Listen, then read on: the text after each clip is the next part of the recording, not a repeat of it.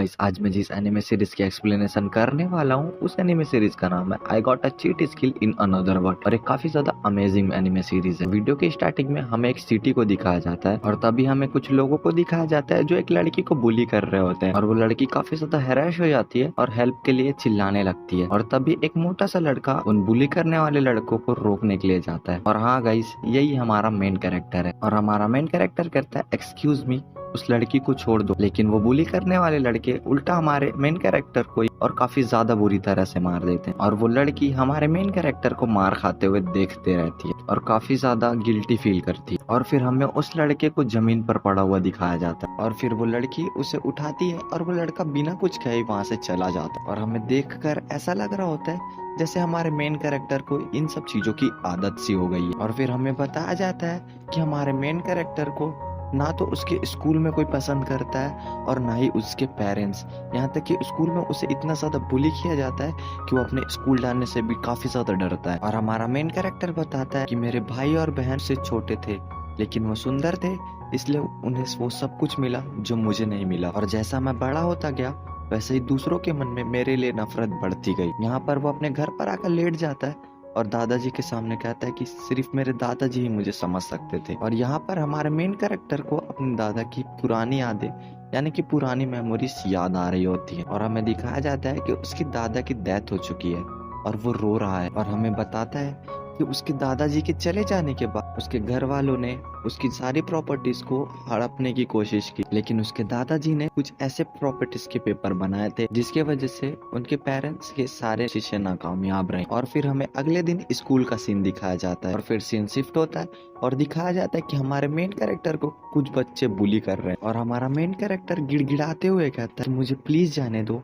मुझे काम पर जाना। लेकिन वो बुली करने वाले लड़के नहीं मानते और हमारे मेन कैरेक्टर को काफी ज्यादा बुरी तरह से मार रहे होते हैं। सभी स्कूल के फोटोज खींच रहे होते और उसके भाई बहन भी उसकी ये हालत देख के काफी ज्यादा खुश हो रहे होते हैं। और फिर सीन शिफ्ट होता है और शाम हो जाती है और हमारे मेन कैरेक्टर को दिखाया जाता है जो कि काफी ज्यादा जख्मी हालात में होता है और उसकी नोटबुक भी उन लोगों ने फाड़ दी होती है। और फिर वो अपने दुकान जाता है जहाँ पे उसकी दुकान का मालिक उसे डांट रहा होता है कि कितना लेट आए हो तुम, समय देखा है तुमने, मैंने तुम्हारी जगह किसी और को रख लिया, आगे से काम पर आने की कोई जरूरत नहीं है। और फिर सीन शिफ्ट होता है और हमें हमारे कैरेक्टर को उसके घर पर दिखाया जाता है कि खाना खा रहा होता है, अपने बाथरूम में जाता है और खुद को देखकर आईने में एक पंच मारता है जिससे आईना टूट जाता है। अभी हमारा मेन कैरेक्टर एक पंच मारता है दीवार पर जिसकी वजह से वहाँ का एक खुफिया दरवाजा खुल जाता है। इसके अंदर एक स्टोर रूम जैसी जगह होती है और उस स्टोर रूम में काफी सारी यूनिक आइटम्स रखी होती है और वहाँ पर मिलता है हमारे मेन कैरेक्टर को एक दरवाजा, कनेक्ट करता है हमारी दुनिया को उस नई दुनिया से। और जैसा ही हमारा मेन कैरेक्टर उस नई दुनिया में इंटर होता है उसे एक स्टेटस विंडो शो होती है। यहाँ हमें उस स्टेटस विंडो की काफी सारी जानकारियाँ बताई जाती है। यहाँ पर हमारा मेन कैरेक्टर अपना लेवल चेक करता है जहाँ पे उसका लेवल 1 होता है और वो देख के काफी ज्यादा डिसेंट हो जाता है, लेकिन बाद में कहता है कि मैं अपने लेवल्स को अपने पॉइंट्स के हिसाब से बढ़ा सकता हूँ। तभी हमारा मेन कैरेक्टर वहाँ की विंडो खोलता है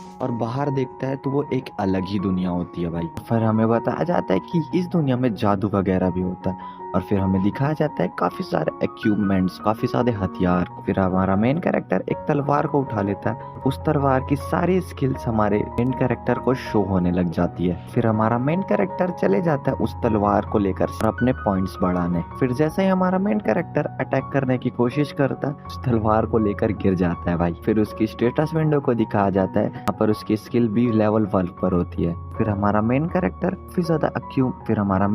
काफी ज्यादा हथियारों को लेकर इधर उधर दौड़ने लगता है और उसे चेक करने लगता है। फिर उसे एक नोटिफिकेशन आता है और उसे मैसेज आता है कि तुम्हें मार्शल आर्ट टेक्निक मिल गई है। फिर हमारा मेन कैरेक्टर अपने सारे हथियार अपने इन्वेंटरी बॉक्स में डाल देता है और फिर अचानक से एक मॉन्स्टर उस पर आकर हमला कर देता है और हमारा मेन कैरेक्टर काफी ज्यादा डर जाता है उसको देख के। लेकिन उसके घर पर एक प्रोटेक्शन शील्ड होती है जिसके कारण वो मॉन्स्टर अंदर नहीं आ पाता और फिर हमें उस मॉन्स्टर का लेवल दिखाया जाता है जो कि 300 होता है भाई। और फिर वो मॉन्स्टर एक पेड़ को उखाड़ के हमारे मेन कैरेक्टर की तरफ फेंकता है लेकिन वो भी नाकामयाब होता है। और फिर हमारा मेन कैरेक्टर जो उसके हाथ में हथियार होता है कुछ साइज जैसा, उसको हमारे मॉन्स्टर की तरफ लेकर दौड़ जाता है और एक ही अटैक में उसे मार गिराता है। और हमें दिखाया जाता है कि हमारे मेन कैरेक्टर के अटैक से उस मॉन्स्टर के पेट में काफी बड़ा छेद हो जाता है और वो मॉन्स्टर वहीं पर गिर जाता है। और हमारे मेन कैरेक्टर को उस मॉन्स्टर को मारने की वजह से काफी ज्यादा पॉइंट्स मिलते हैं और हमारा मेन कैरेक्टर उस मॉन्स्टर के सारे इक्विपमेंट्स को उठा लेता है और अपने पास रख लेता है और उसे उस पॉइंट्स के बदले काफी सारा पैसा मिलता है जो उसने कमाए होते हैं। हमें दिखाया जाता है